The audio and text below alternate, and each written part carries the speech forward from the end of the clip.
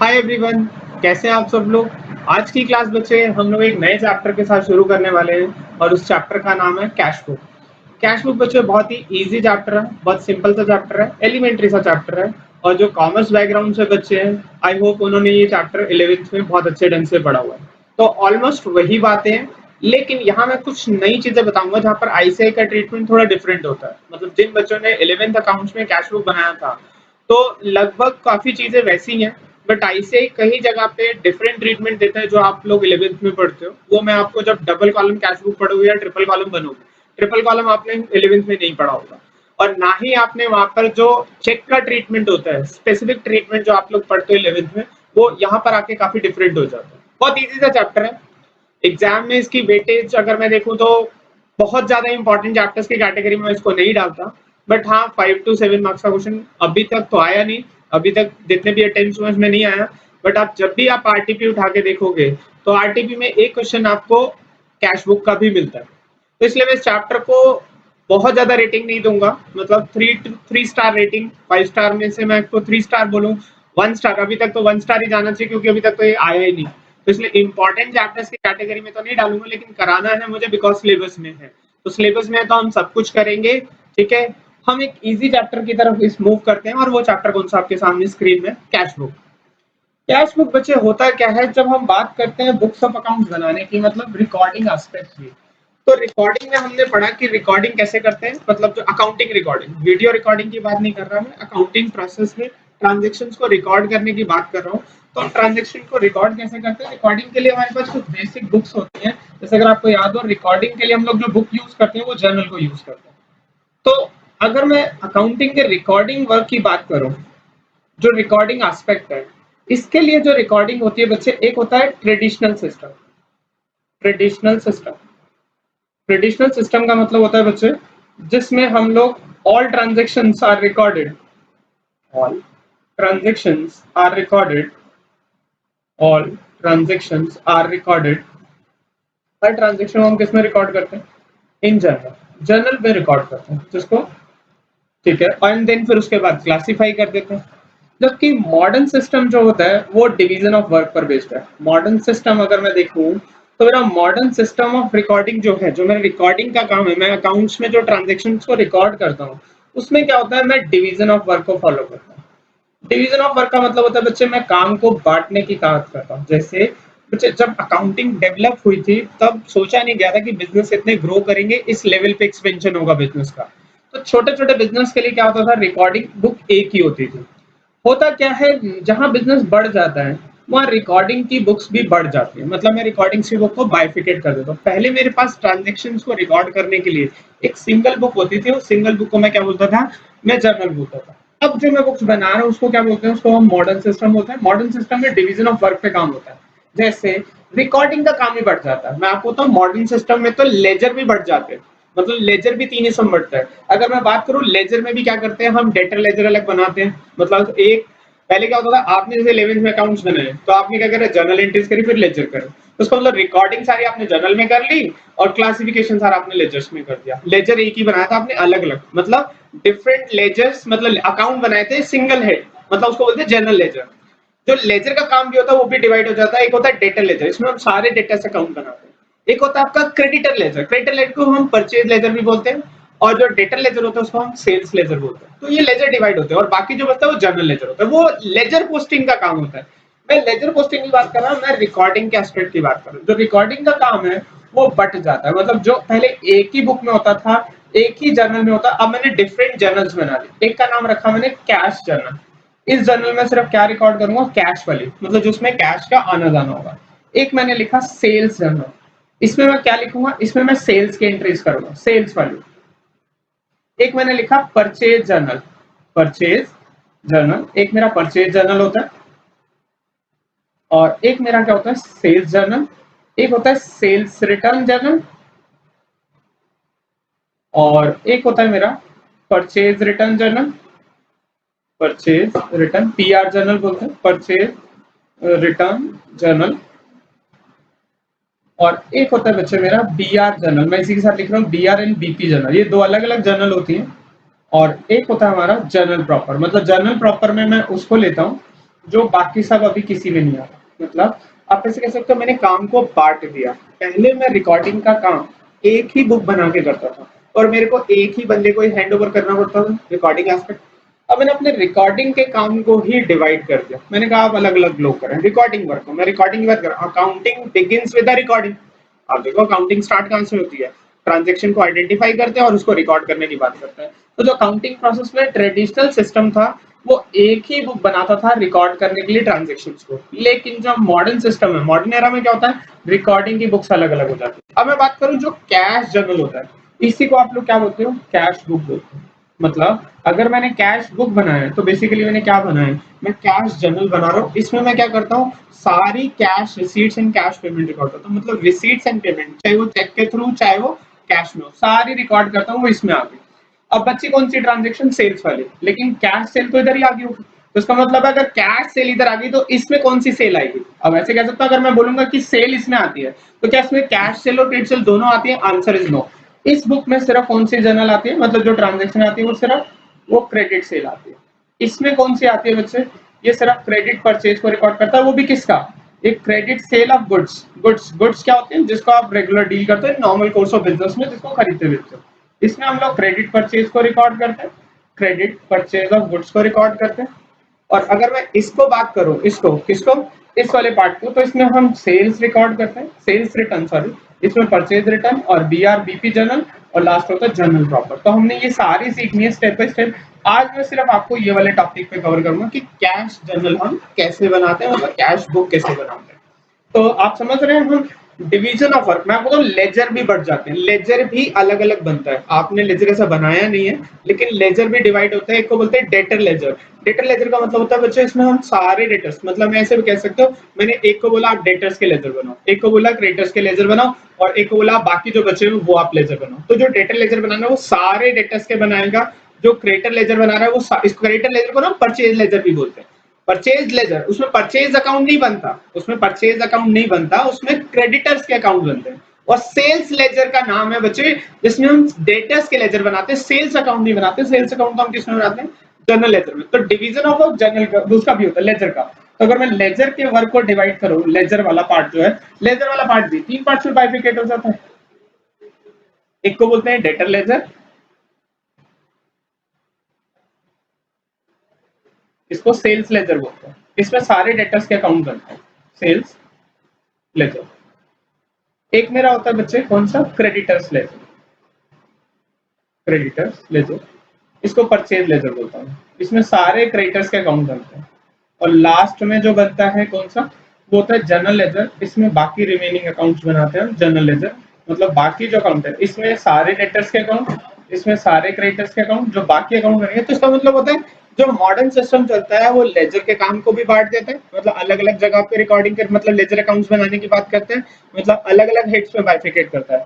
ये भी आपको जो रिकॉर्डिंग एस्पेक्ट है ये भी अलग अलग स्टेप में बढ़ जाता है। तो हम लोग बात करते हैं किसी कैश बुक की, तो मेरा कैश जर्नल है। देखो इसमें क्या है बच्चे, शुरुआत करते हैं हम अपने चैप्टर की कैश बुक की। तो हम समझ रहे हैं हम लोग क्या कर रहे हैं, हम अपने रिकॉर्डिंग एस्पेक्ट में कैश बुक, मतलब हम किसकी बात कर रहे हैं, हम कैश जर्नल की बात करें कि कैश जर्नल कैसे बनती है। तो आप ऐसे देखो कैश जर्नल होती क्या, कह रहा है cash book is a special journal, special journal है which is used for recording of all cash receipts and all cash payments। वो क्या करती है, सारी कैश रिसीट्स और सारे कैश पेमेंट्स को क्या कर रहा है, रिकॉर्ड कर रहा है। All cash receipts and all cash payments. अब मुझे लगता है क्लैरिटी आ रही है और अच्छी। हाँ जी, all cash receipts and all cash payment सारी रिकॉर्ड करता है, ठीक है। यस, नेक्स्ट है cash book is book of original entry. ध्यान रखना जो लेजर होते हैं, ledger book of original entry नहीं मानते। ओरिजिनल एंट्री का मतलब होता है ट्रांजेक्शन जहां पहली बार रिकॉर्ड होती है उसको बुक ऑफ ओरिजिनल एंट्री बोलते हैं।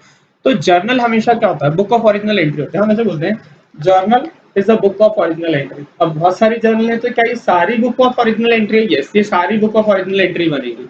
तो पुराने जमाने में तो बस जर्नल ही बनता था क्योंकि बिजनेस में ट्रांजेक्शन कम होती थी। डे बाय डे काम बढ़ता गया, हमने अपने अलग अलग लोग रख लिए जो रिकॉर्डिंग करेंगे। सेम ऐसी लेजर को भी हमने काम को क्या कर दिया, बाइफिकेट कर दिया। डिवीजन ऑफ वर्क कंसेप्ट पे हम लोग काम करने लगे। अब बात करते हैं बच्चे कैश बुक क्या है, बुक ऑफ ओरिजिनल एंट्री है। Since transactions are recorded first time from the source document, पहली बार रिकॉर्ड करते हैं The cash book is a larger in sense that is designed in the form of cash account. जो वो बनाया किस format में गया, वो कैश अकाउंट के फॉर्मेट में किया बनाया गया. Records cash receipt on the debit side, जिसमें डेबिट साइड में कैश रिसीट रिकॉर्ड होती है, and cash payment on the credit side. Thus cash book is both journal and a ledger. मैं आपको बताऊं कैश बुक की डिजाइनिंग इस तरीके से की गई है, आपको बताऊं वो जर्नल और लेजर दोनों का पर्पस सॉल्व करता है. इसमें हम क्या करते हैं, इसमें हम लोग जर्नल भी, मतलब आप ऐसे कह सकते हो कैश बुक आपके लिए बेसिकली जर्नल का भी काम कर रही है और साथ साथ, हाँ जी, मतलब कैश बुक जो है आपके लिए जर्नल मतलब एज वेल एज लेजर का काम करती है. मतलब अगर आप देखो कैश बुक देखो तो ये सिमिलर आपको कैश अकाउंट की तरह ही दिखेगा. तो इसलिए हम लोग पूछते हैं, कई बार सवाल भी उठता है कि इस कैश बुक इज जर्नल और लेजर, तो बोलते हैं दोनों है, मतलब दोनों पर्पस सॉल्व करते हैं. Cash book is a book of original entry since transactions are recorded first time from the source document.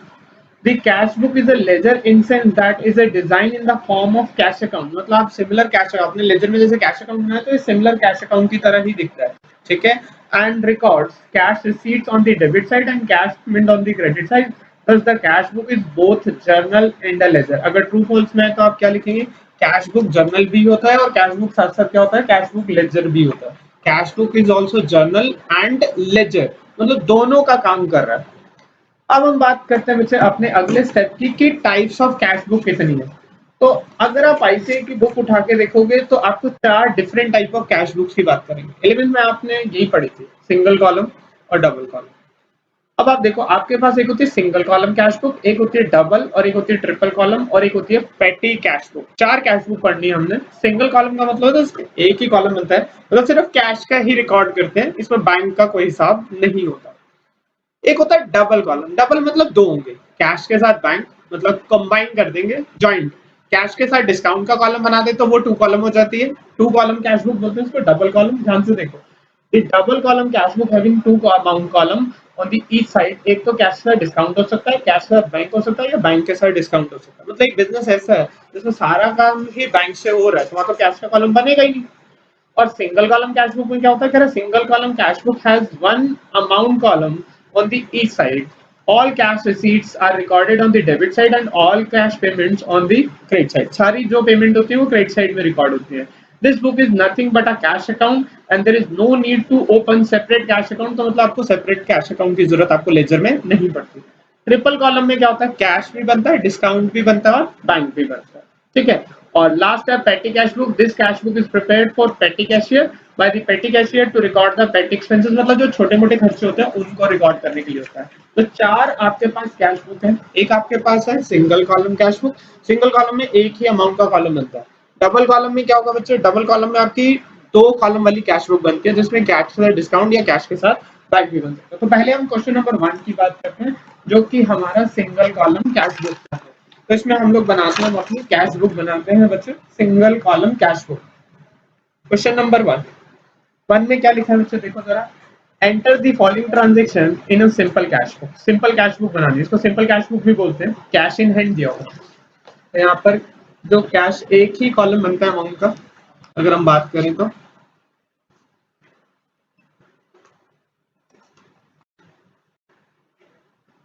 एक ही कॉलम बनाएंगे. तो यहाँ पर क्या आ जाएगा, यहाँ पर मैं लिख देता हूँ कैश बुक. पहला कॉलम किसका, डेट का, फिर अमाउंट, फिर हम बनाते हैं एलएफ का, और नहीं, पहले डेट फिर पर्टिकुलर्स, यहाँ डेट बनता है, पर्टिकुलर्स बनता है, फिर एलएफ, फिर अमाउंट. सिमिलर यहाँ पर ऐसे बनता है, डेट, पर्टिकुलर्स, एलएफ, डेट बनेगा, पर्टिकुलर्स का बनेगा, फिर उसके बाद एलएफ का बनेगा, फिर अमाउंट का बनेगा, क्रेडिट और डेबिट, ठीक है जी. इसमें देखो क्या होगा, इसमें हम बेसिकली जो रिकॉर्डिंग करेंगे बच्चे, देखो सबसे पहले मेरे पास कैश का ओपनिंग बैलेंस दिया हुआ है. तो जो ओपनिंग बैलेंस है उसको कैसे लिखूंगा, मैं लिखूंगा 2016 पहले क्वेश्चन में, जनवरी 1 to balance brought down. To balance brought down मेरे पास कैश का ओपनिंग बैलेंस है 1200, तो टू बैलेंस ब्रॉट डाउन जो पिछला बैलेंस होता है उसको ओपनिंग बैलेंस ऐसे लिखते हैं. फिर उसके बाद नेक्स्ट है आपके पास 5 तारीख को क्या लिखा है, रिसीव फ्रॉम राम, राम से मुझे जनवरी 5 को पैसे मिले, ये रिसीट होती है। ध्यान रखना, debit what comes in, credit what goes out. जो आएगा वो डेबिट साइड, कैश अगर आता है तो डेबिट साइड, और जाता है तो आपको, मतलब कैश बुक बनाते हैं बेसिक प्रिंसिपल क्या है, जो भी कैश आएगा वो कहाँ लिखेंगे आप, डेबिट साइड में लिखेंगे, जो भी कैश जाएगा वो आप कहाँ लिखेंगे, वो आपको क्रेडिट साइड में लिखेंगे। ठीक है, देखो नेक्स्ट है जनवरी 5। जनवरी 5 को क्या है बच्चे, रिसीव हुआ है राम से, तो टू राम करके आप लिखोगे। टू राम, कितना पेमेंट आ रहा है आपके पास, 300, नाम के साथ अकाउंट नहीं लिखना। फिर उसके बाद नेक्स्ट है बच्चे, आपने पे किया रेंट, पेड रेंट अगर बात करें तो मैं इसको और ऐसे कर देता हूँ, पेड रेंट है आपके पास। नेक्स्ट है आपके पास पेड रेंट, रेंट पे किया आपने कितना, 30 रुपए का रेंट पे किया आपने, तो ये पैसे जा रहे हैं, तो जाएंगे तो आप क्या लिखोगे, 2016। ठीक है, 2016 डाल के आप क्या लिखोगे, जनवरी 7। तो बाय किस नाम से, bye rent account, rent account कितना, 30 रुपए। फिर उसके बाद क्या लिखोगे, 8 तारीख को आपने गुड्स बेचे, सोल्ड गुड्स फॉर कैश, तो जनवरी 8 को गुड्स बेच दो, तो किस नाम से लिखोगे, टू सेल्स अकाउंट। ठीक है, टू सेल्स अकाउंट करके कितना आपने माल बेचा, 300 का। फिर उसके बाद नेक्स्ट है पेड टू श्याम, जनवरी 10 को, तो बाय श्याम, तो बाय श्याम कितने पैसे, 700 रुपये। फिर उसके बाद आपका आपने फर्नीचर खरीदा कब, 27 जनवरी को, तो यहाँ आप लिखोगे बाय फर्नीचर अकाउंट। ठीक है, बाय फर्नीचर अकाउंट, ये कितना, 200 रुपये। फिर उसके बाद आपने सैलरीज पे करी है जनवरी 31 को, तो आ जाएगा बाय सैलरीज अकाउंट। ठीक है, by salaries account, salaries account कितना है मेरे पास, 100 रुपीज का। अब मैं बैलेंस निकाल देता हूँ, महीने महीने के इनपे हम क्या करते हैं, बैलेंस निकालते जाते हैं। तो जनवरी 31 को मेरा क्लोजिंग बैलेंस आ जाएगा।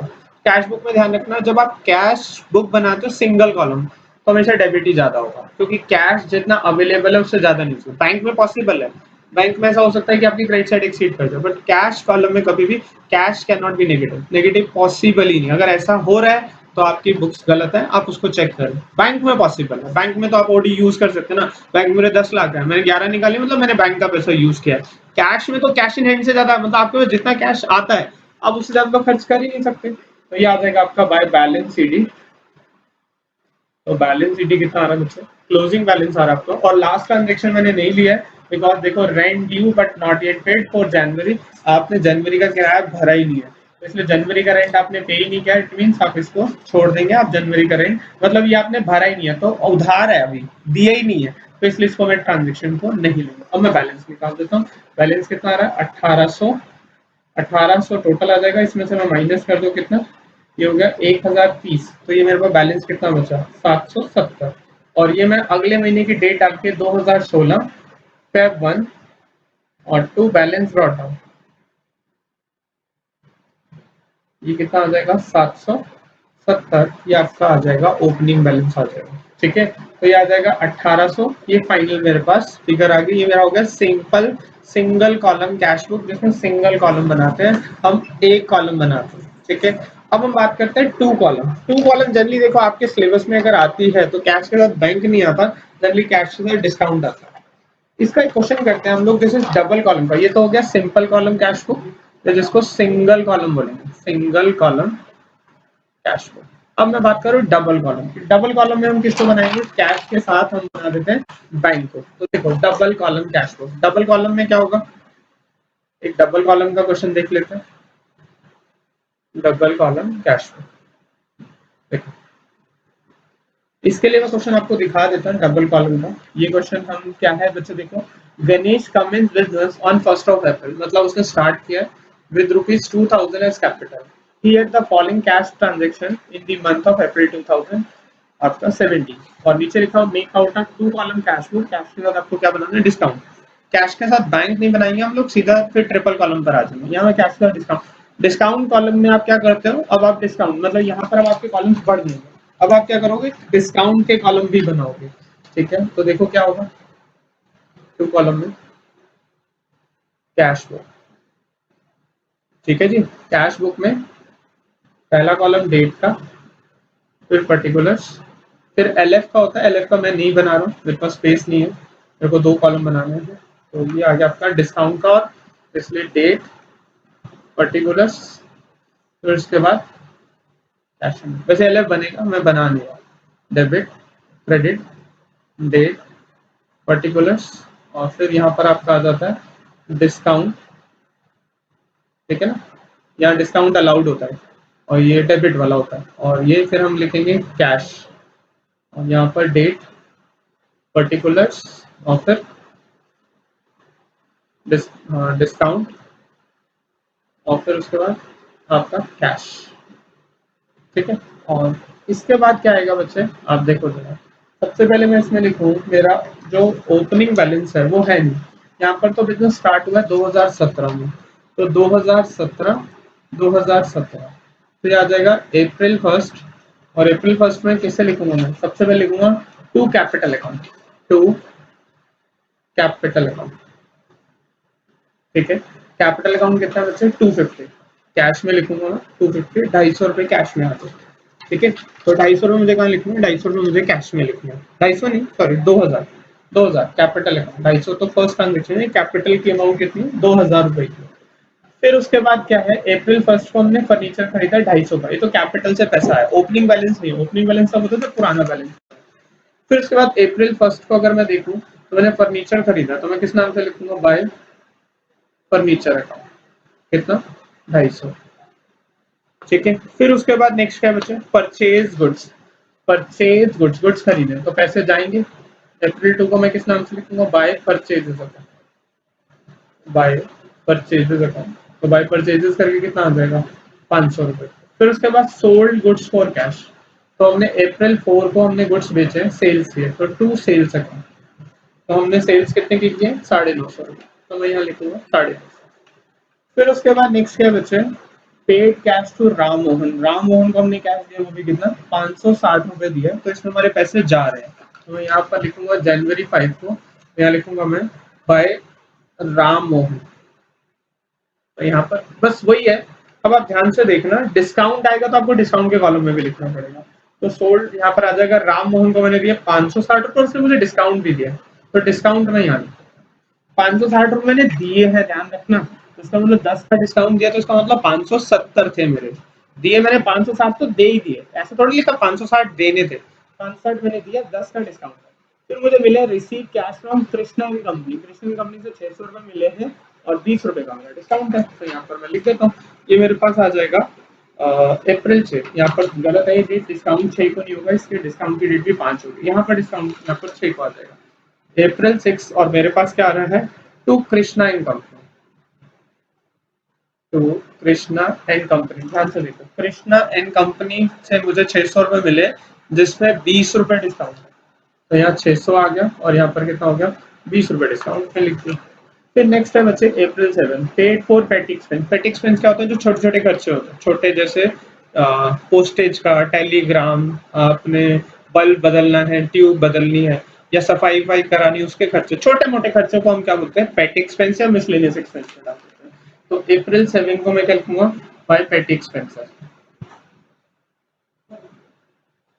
पेटी एक्सपेंसेस अकाउंट, तो पेटी एक्सपेंसेस में कितना आ गया, 15। फिर मैंने अप्रैल 8 को मैंने क्या किया है, परचेजेस करी है, तो मैं किस नाम से लिखूंगा, लिखूंगा बाय परचेजेस अकाउंट, ठीक है, 150 आ गया, 150, ठीक है।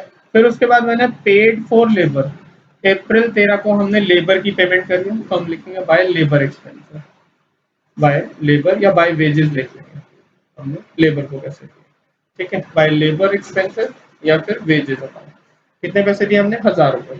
फिर हमने नेक्स्ट क्या किया, क्वेश्चन में फिर दिखा देता हूँ आपको बच्चों, ये है, ये आपकी बुक में नहीं है क्वेश्चन, इसलिए आप इसको देख लें। तो उसके बाद पे किया हमने किसको, अली एंड सन्स को दिए, कितने, अली एंड सन्स को हमने दिए कितने, 400 रुपये, तो मैं अप्रैल 13 को क्या करूंगा,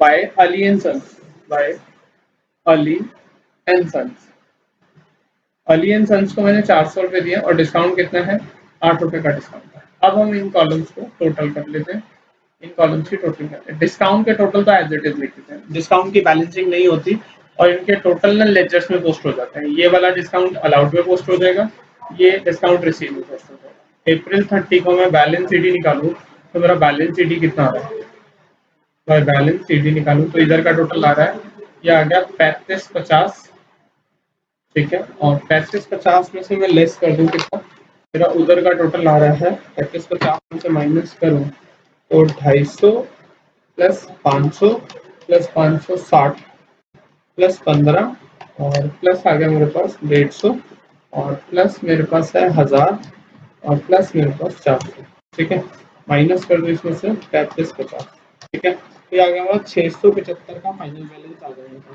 तो मेरे पास जो क्लोजिंग बैलेंस आया वो 675 आ गया, 675। और इसमें मैं अगले जो डेट डाल के 2017 अप्रैल के बाद मई की डेट डाल के लिखूंगा मई 1 अप्रैल में और to balance brought down opening balance लिखूंगा। तो ये मेरा फिर आ जाएगा balance brought down cash column में आ जाएगा, कितना आएगा मुझे, ये आ जाएगा 675 और टोटल यहाँ आ जाएगा 355। ठीक है जी, कोई डाउट बचे इसमें? आप समझना, ये टू कॉलम है, टू कॉलम में डिस्काउंट है। आप टू कॉलम में क्या होता है, आपका कैश के साथ डिस्काउंट भी होता है। सिंगल कॉलम में आप क्या करते हो, सिंगल कॉलम में सिर्फ आप कैश का ही कॉलम बनाते हो, उसमें तो सिर्फ एक ही कॉलम होता है। मतलब कैश, बेसिक चीज समझो, जब हम कैश बुक बनाते हैं तो कैश आएगा तो यहाँ, जाएगा तो यहाँ पर, मतलब आएगा तो डेबिट, जाएगा तो क्रेडिट। पेमेंट्स, पेमेंट इधर आएंगी, कैश जाना सारा क्रेडिट में लिखना है, आना जितना भी आ रहा है। और उधार वाली कोई ट्रांजेक्शन आपको नहीं लेनी। तो यहाँ मैं नोट भी लिख देता हूँ कि आपको नोट याद रखना है, क्रेडिट ट्रांजेक्शन जो होती है, क्रेडिट और आउटस्टैंडिंग जो ड्यू है, आउटस्टैंडिंग ड्यू, क्रेडिट ट्रांजेक्शन जो उधार वाली है, एंड आउटस्टैंडिंग और ड्यू एक्सपेंसेस और income not recorded in cash book, in cash book, उसको कैश बुक में रिकॉर्ड नहीं करते because there is no cash inflow and outflow, क्योंकि कैश का ना तो कोई इनफ्लो हो रहा है और ना ही कोई कैश का आउटफ्लो हो रहा है, तो आप इसको रिकॉर्ड नहीं करेंगे। ठीक है जी, बात समझ आ रही है आप लोगों को?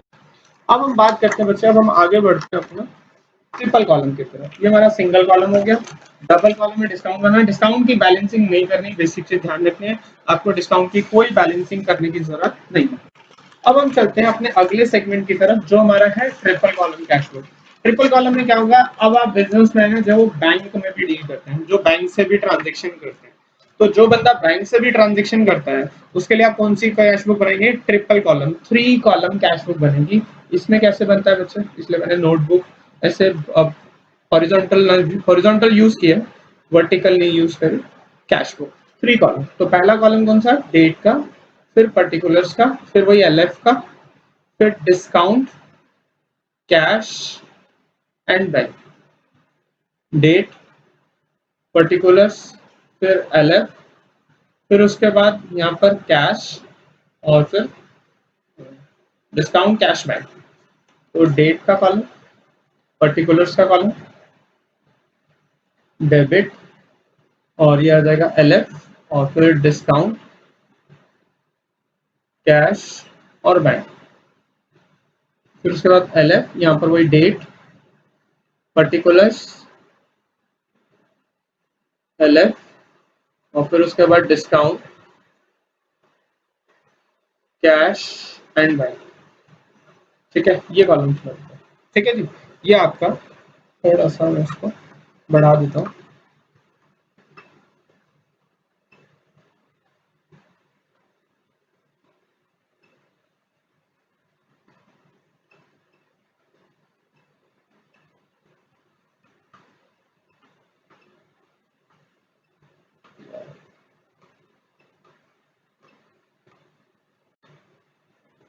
ठीक है, ये आपका ट्रिपल कॉलम का सब ध्यान रखना। जैसे अभी बेसिक रूल वही है, पैसे आएंगे तो आपको डेबिट में लिखना, कोई डिस्काउंट अलाउ कर रहे हो तो डिस्काउंट कॉलम में। बस अब बेसिक चीज ये देखनी है कि अगर पैसा आ रहा है तो कहाँ आ रहा है, कैश मतलब कैश इन हैंड में आ रहा है, और बैंक का मतलब होता है पैसा बैंक में आ रहा है। बैंक में कब आता है, जब चेक से आता है। तो जब चेक से आता है तो बैंक, मतलब मेरे पास पैसे आए, राम से पैसा आया, कैश आया तो इधर लिखूंगा, चेक से आया तो बेसिकली चेक तो बैंक में क्या होगा, या उसने मुझे ऑनलाइन ट्रांसफर दिया तो बैंक में आ रहा हूँ, मैंने किसी को पेमेंट करी, कैश करी तो यहाँ लिखूंगा, चेक से की है तो यहाँ लिखूंगा, बैंक में लिखूंगा, और ऑनलाइन पेमेंट के तो बैंक से लिखूंगा। फोन पे किया मैंने, फोन पे में तो पैसा आपके अकाउंट से कट जाता है। तो आप ध्यान से देखो, अभी मैं बात कर रहा हूँ इसमें, इस वाले में ना डिजिटल आपका वॉलेट का कॉलम नहीं है। हो सकता है आपका पेटीएम का बैलेंस अलग हो, पेटीएम ई वॉलेट अलग से, तो ई वॉलेट का हिसाब भी आपको अलग से बनाना पढ़ सकता है, वैसे हम उसको बैंक में ही डील कर लेते हैं। देखो क्वेश्चन नंबर आपकी बुक में 2 है ये, फ्रॉम द फॉलोइंग ट्रांजेक्शन या enter the following transaction in cash book, जिसमें डिस्काउंट भी है, बैंक कॉलम भी है, ठीक है ना, डिस्काउंट एंड बैंक कॉलम है आपके पास, ठीक है जी, कैश भी है आपके पास, ध्यान रखना आपको विद आपको क्या बनाना है, डिस्काउंट बैंक कॉलम, ठीक है ना। अब देखो इसमें क्या लिखा है, और cheques are treated as first cash receipts, ये सबसे नया पॉइंट है। जब आप डबल कॉलम कैश बुक बनाते हो तो इसमें कुछ special transaction, sorry triple column जब आप बनाते हो तो इसमें कुछ स्पेशल ट्रीटमेंट्स है। स्पेशल ट्रीटमेंट क्या है, स्पेशल ट्रांजेक्शन की बात करूं तो इसमें स्पेशल ट्रांजेक्शन आपको जिनको ध्यान रखना है, एक तो कॉन्ट्रा ट्रांजेक्शन को ध्यान रखना है, एक तो कॉन्ट्रा होती है, कॉन्ट्रा ट्रांजेक्शन, कॉन्ट्रा ट्रांजेक्शन दो होती है। एक होता है कॉन्ट्रा ट्रांजेक्शन तब बनती है जब आप क्या करते हो, कैश डिपॉजिटेड इनटू बैंक, आप कैश को क्या कर रहे हो, कैश डिपॉजिटेड इनटू बैंक, आपने बैंक में पैसा डिपॉजिट कर दिया, मतलब कैश इन हैंड को बैंक में डिपॉजिट करते हैं तो कॉन्ट्रा इफेक्ट होता है, मतलब दोनों जगह कैश का बैलेंस बढ़ जाता है और बैंक का जो सॉरी बैंक का बैलेंस बढ़ जाता है और कैश का बैलेंस घट जाता है।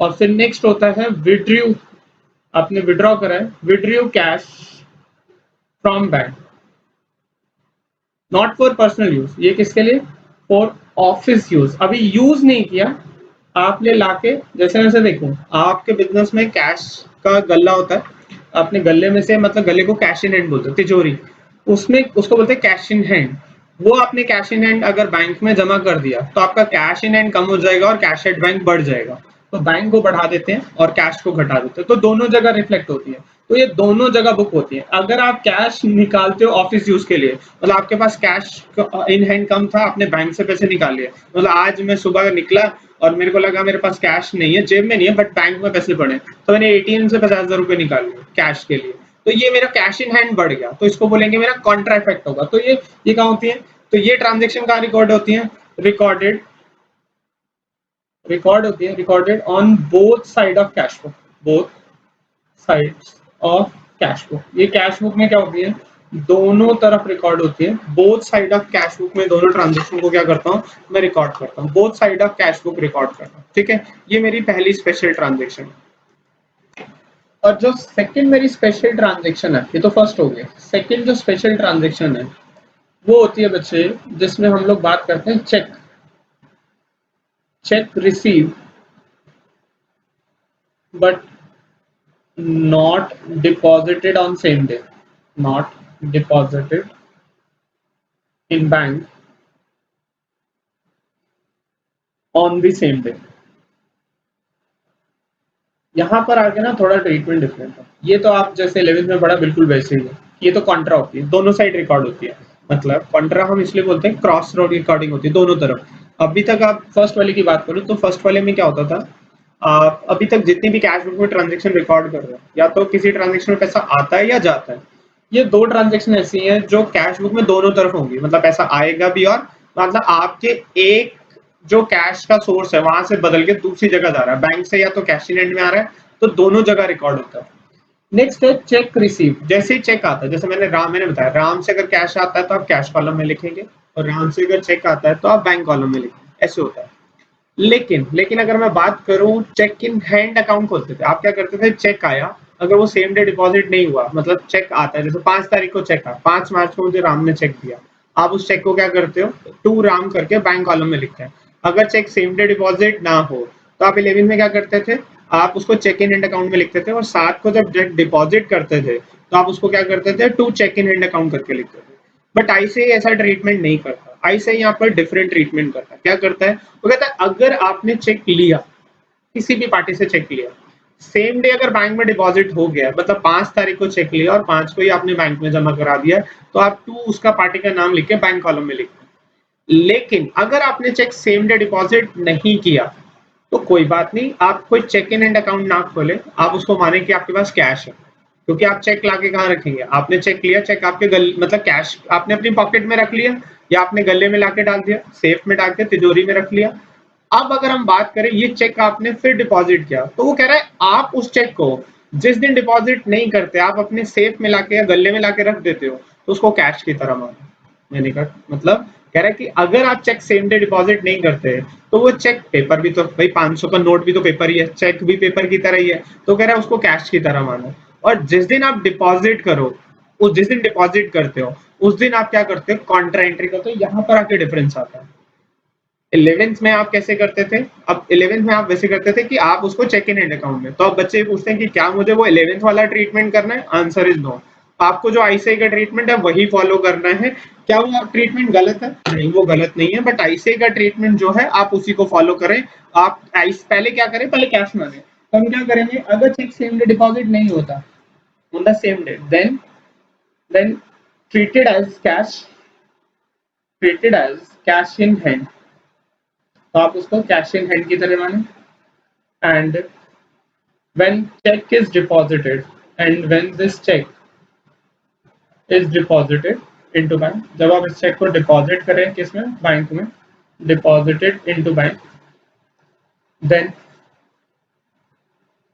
pass contra entry for deposit of cash into bank, for deposit of cash into bank. आप ऐसे माने कि आपने चेक को मतलब कैश को डिपॉजिट किया, तो मैंने क्या करना है, यहाँ आके डिफरेंस आना। तो दो ट्रांजेक्शन बहुत स्पेशल होती है।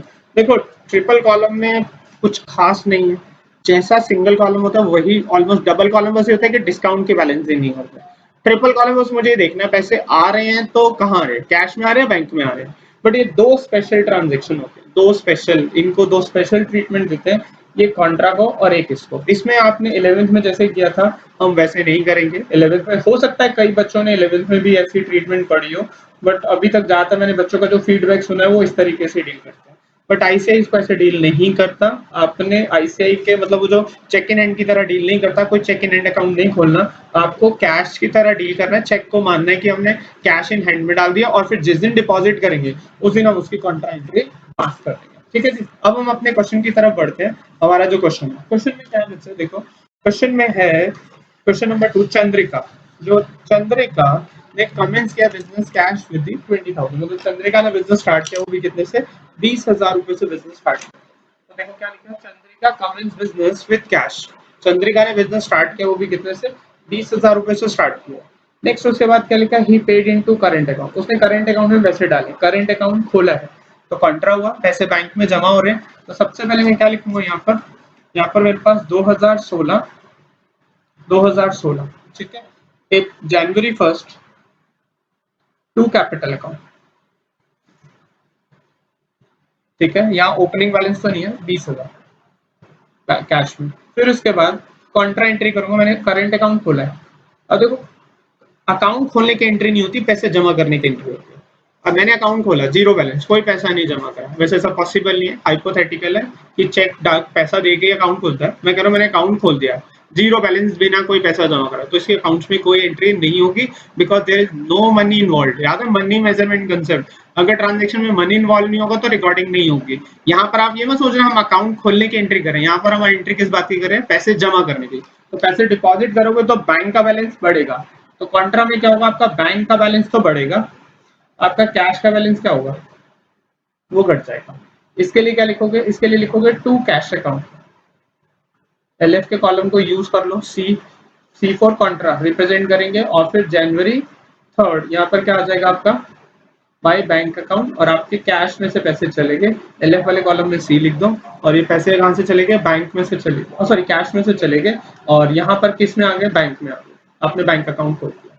नेक्स्ट है he received cheque from Kirtiyan company on account. अब कीर्तियन कंपनी का चेक देखो 4 को मिला है, लेकिन जमा कब किया है, जमा हमने किया है 7 को, तो 4 को मैं इसे कैश की तरह मानूंगा।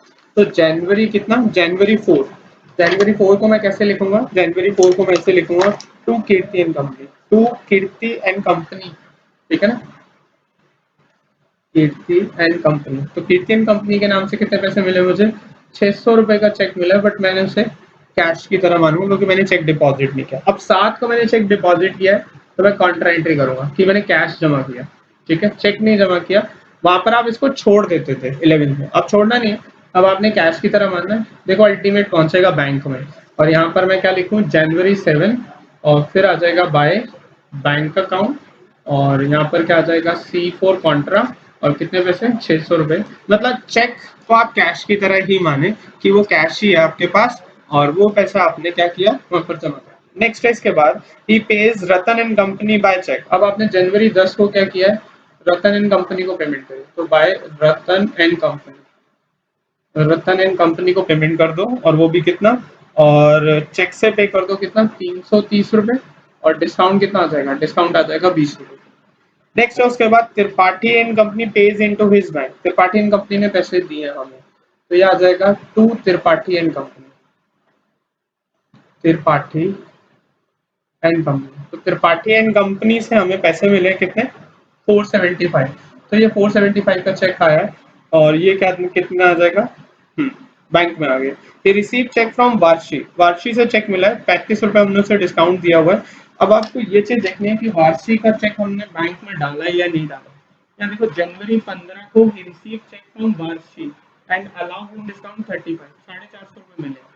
नेक्स्ट है आप ध्यान से देखो चेक डिपॉजिट की बात नहीं करी इसमें।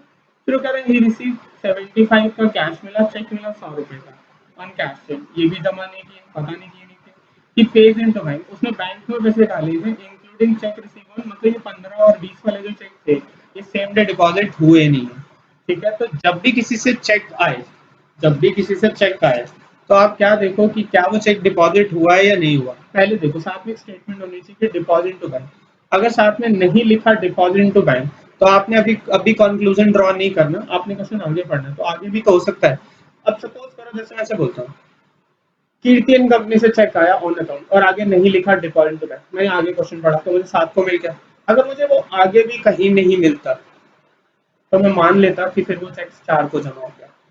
ठीक है मतलब आप कैसे डील करेंगे आपको कोई चेक मिलता है कोई भी चेक मिलता है किसी भी पार्टी से चेक मिलता है ठीक है उसके साथ लिखा हुआ डिपॉजिट टू बैंक मतलब सेम डे डिपॉजिट हो गया। नहीं लिखा तो आप पहले क्वेश्चन आगे पढ़ो।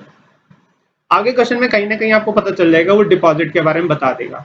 लेकिन अगर आगे भी वो नहीं बता रहा है डिपॉजिट के बारे में आगे कहीं उसकी डिटेल नहीं मिल रही पूरे क्वेश्चन में नहीं मिली तो मैं ज्यूम कर लूंगा कि चेक सेम डे डिपॉजिट हो गया कि आपने इस चेक को सेम डे डिपॉजिट कर दिया तो ऐसा मान लेना है लास्ट में आ गया। ठीक है तो यहाँ पर मैं एज्यूम करूंगा कि चेक सेम डे डिपॉजिट हो गया तो 475 जो है वो डिपॉजिट हो गया त्रिपाठी एंड कंपनी को। नेक्स्ट है उसके बाद जनवरी 15 को वार्षी से चेक आया ये भी मैं कैश में ले लूंगा बट कैश में लेना डिपॉजिट नहीं हुआ टू वार्षिक। वार्षिक कितने का है बच्चे 450 कैश में लिखूंगा चेक आ रहा है बट कैश में लिखूंगा क्योंकि डिपॉजिट नहीं है ना। फिर उसके बाद नेक्स्ट क्या है फिर उसके बाद टू सेल्स जनवरी 20 को और टू सेल्स अकाउंट ये भी चेक जमा नहीं हुआ क्योंकि चेक बाद में हुआ 175 100 रुपए चेक वाले दोनों को मैं यही लिखूंगा 175 को मैं यही लिखूंगा ध्यान रखना क्योंकि ये कैश ही है मेरे सॉरी मैं डिस्काउंट कॉलम में लिख दिया 175 मेरे लिए क्या है ये कैश ही है ये बैंक नहीं है। अब मैंने डिपॉजिट कर दिया 1000 रुपए जमा कर दिए ठीक है और ये चेक मिला के मतलब कुछ मतलब ये वाला तो पैसे जमा करे ही करे एक ये 450 वाला चेक और एक 100 रुपए वाला चेक तो 550 का चेक और कुछ एडिशनल कैश डाल के मैंने क्या किया 1000 रुपए की एक कॉन्ट्रा और कर दी 1000 रुपए मैंने और जमा कर दिए तो ये मेरी मतलब टोटल 1000 रुपए जमा हो गए। तो 1000 में से मेरे चेक कितने के हैं 450 550 के 450 का कैश तो ये भी तो मेरे लिए कैश ही बन गया था। तो कॉन्ट्रा एंट्री कर दूंगा जनवरी कब 25 को किस नाम से टू कैश अकाउंट कितना 1000 रुपए इस 1000 में ये दोनों चेक इंक्लूड है। ठीक है और यहाँ पर आ जाएगा जनवरी 25 और ये आ जाएगा बाय बैंक अकाउंट और कॉन्ट्रा आ जाएगी और कैश में से मैं इसको कम कर दूंगा कितना कैश में से कम हो जाएगा मुझे 1000 रुपए। ठीक है फिर उसके बाद ने क्या he paid by cheque for cash purchases उसने पेमेंट करी है जनवरी 27 को कुछ कैश परचेजेस करें तो ये आ जाएगा बाय परचेजेस। परचेजेस की बात करते हैं तो परचेजेस कितना बच्चे 275 चेक से पेमेंट हो गया। ठीक है ना और फिर उसके बाद है जनवरी 30 को he paid sundry expenses in cash उसने सन्ड्री एक्सपेंसेस पे किया वो भी कैश में। ठीक है ना यहाँ पर आ जाएगा जनवरी 30 और ये आ जाएगा बाय ठीक है ये आ जाएगा आपका bye sundry expenses sundry expenses कितना ये आ गया आपका 50 रुपए आपने कैश में पे किया। ठीक है अब आप फाइनल बैलेंस देखो कितना आ रहा है फाइनल बैलेंस आप इसका चेक करो कितना आ रहा है कैलकुलेशन बनाओ देखो कितना आ रहा है। देखो कितना आ रहा है इसमें, यार इधर का टोटल करो तो यार है मेरा 20,000 प्लस 600। डिस्काउंट का टोटल कितना आ रहा है, डिस्काउंट का टोटल आ रहा है मेरा 35। और इधर कितना आ रहा है, इधर आ रहा है 20 रुपये। यार इधर कितना आ रहा है कैश में, 20,000 प्लस 600 और प्लस 450 प्लस 175। ठीक है, तो 21,225 आ रहा है मेरा कैश का टोटल, 21,225। ठीक है, अब 21,225 में से उधर से मेरी पेमेंट कितनी जा रही है, 19,000 प्लस 600 प्लस 1,000 प्लस 50, तो टोटल हो गया 20,650 माइनस 21,225। तो बचा कितना मेरे पास, 575 का मेरे पास कैश बैलेंस बचा जनवरी 31 को। तो बाय बैलेंस सीडी कितना आएगा, जो बैलेंस सीडी आएगा वो आएगा कितना, क्या आ जाएगा, कैश का आएगा 575। ठीक है, आंसर देखो यहाँ पर 300 रुपये लिखा है, जो कि नहीं होगा, ये 575 होगा। ठीक है, ये 575 है, इसको ठीक कर लेना आप लोग अपने। ठीक है, नेक्स्ट उसके बाद है बच्चे बैंक में जो पैसे हैं आपके पास, बैंक में आपके पास जो बैलेंस आएगा वो कितना आएगा, टोटल कर दो 21,225 और 21,225, और इधर देखो कितना आ रहा है, 19,000 प्लस 600 प्लस 475। ठीक है, और प्लस 1,000, कितना हो गया, 21,075। ठीक है जी, और इसमें से मैं माइनस कर दो कितना, 330 माइनस 275, तो फाइनली आपके पास 20,470 आ जाएगा। इसको करेक्ट कर लेना, उसमें 20,745 है, वो ये 275 की ट्रांजेक्शन जो है वो यहाँ पर ये यहाँ नहीं आएगी, ये आएगी। ठीक है, हमने ठीक, हमारा आंसर ठीक है, ये आ जाएगा आपका 21,075। तो ये आपके फाइनल बैलेंस आएगा, आप ठीक कर लेना, इसमें करेक्शन है, आंसर मिस प्रिंटिंग है, तो 575 आएगा और इसका बैलेंस कितना आएगा, 20,470 आएगा। ठीक है जी, कोई डाउट बच्चे इसमें, समझ आ रही बात है आपको, कोई भी कंफ्यूजन। चलो अब हम आगे बात करते हैं बच्चे अपना सेल्स टैक्स का, जिसमें जीएसटी भी आता है। ठीक है, हाँ जी बच्चे, अब हम बच्चे आगे बात करते हैं अपने किसकी, उन कैश बुक्स की जिसमें जीएसटी की भी ट्रांजेक्शन होती है, मतलब जिन ट्रांजेक्शन में जीएसटी भी लगता है, जैसे सेल परचेज करते हो आप, कोई सर्विसेज के लिए पेमेंट करते हो तो जीएसटी भी होता है। बस एक छोटी सी बात ध्यान रखना, अगर आप कोई खर्चा पे करते हैं या कोई सेल परचेज की ट्रांजेक्शन करते हैं उसमें जीएसटी भी है, तो आपको जीएसटी को ना अलग अकाउंट में रखना पड़ता है। आप उसको, जैसे मैंने कोई सपोज करो कोई सर्विसेज के लिए पेमेंट करी, मैंने एक सीए की सर्विस ली और उसके लिए मैंने उसका बिल पेमेंट किया, उसकी सीए की सर्विस का 20,000 का, और 20,000 रुपये मैंने उसको क्या किया, मैंने जीएसटी भी पे किया। तो जीएसटी के पैसे मैं अलग अकाउंट में रखूँ, क्योंकि जीएसटी में मेरा सेटअप होता है आउटपुट और किसका, इनपुट का, तो मुझे आउटपुट जीएसटी और इनपुट जीएसटी अकाउंट अलग खोलने पड़ते हैं। और आउटपुट इनपुट जीएसटी जो अकाउंट खुलेंगे उनका सबसे बड़ा ध्यान रखना होता है कि वो कौन से वाले हैं। तो जो जीएसटी होती है, जिन ट्रांजेक्शन, जीएसटी मतलब सेल्स टैक्स जिसको आप बोलते हो, सेल्स टैक्स जिस पे लगता है वो जीएसटी वाला आ जाता है, इसको गुड्स एंड सर्विसेज टैक्स बोलते हैं, goods and services tax, goods and service tax जो बात करते हैं। तो गुड्स एंड सर्विसेज टैक्स की बात करो तो इसमें इसी को हम लोग मतलब जीएसटी बोलते हैं। अब जीएसटी जो लगता है वो लगता है, एक लगता है सेंट्रल जीएसटी जिसको सीजीएसटी बोलते हैं, एक होता है आपका एसजीएसटी, और इन दोनों को कंबाइन कर दे तो क्या बन जाता है, आईजीएसटी बन जाता है, इंटीग्रेटेड गुड्स एंड सर्विस। ये होता है सेंट्रल टैक्स होता है, ये सेंट्रल गवर्नमेंट को पे होता है, ये स्टेट गवर्नमेंट को पे होता है, स्टेट गवर्नमेंट्स को जाता है ये, और ये इंटीग्रेटेड दोनों को मिला के जाता है, इसलिए इसको इंटीग्रेटेड जीएसटी भी बोलते हैं। इंटीग्रेटेड रेट बनते हैं, ये दोनों को मिला के बनती है। मैं आपको जो जीएसटी की जो स्लैब रेट्स हैं, वो जो स्टैंडर्ड रेट्स की बात करूँ, 0%, 5%, 12, 18, 28, ऐसे जीएसटी की रेट्स है। 0% का मतलब होता है आपकी आइटम एग्जेम्प्ट है, 5% का मतलब होता है आपके आइटम पे 5% का टैक्स है, 5%। 12% का मतलब आप पे 12% टैक्स लगता है। और 12 में क्या होगा, अगर जैसे ये दोनों होते हैं ना, आधे आधे हो जाते हैं, तो ये होता है जब इंट्रा स्टेट ट्रांजेक्शन होती है, इंट्रा स्टेट, और ये होती है आपकी तब लगती है जब इंटर स्टेट। इंटर स्टेट का मतलब होता है बायर एक स्टेट में, सेलर एक स्टेट में। जब मेरा गुड्स का movement within the state होगा, मतलब buyer and seller within the state होते हैं, buyer and seller both are